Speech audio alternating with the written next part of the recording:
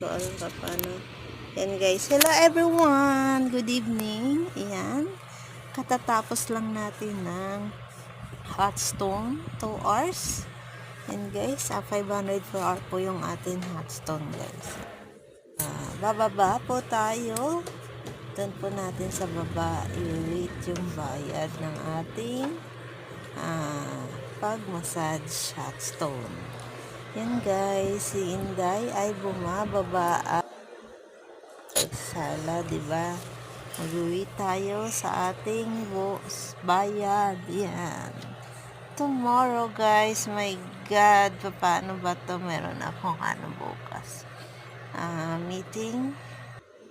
Guys, yan, may gawa sana tayo ng 9:30. Pero my God, medyo mabisi si Inday today. Yan, sana guys,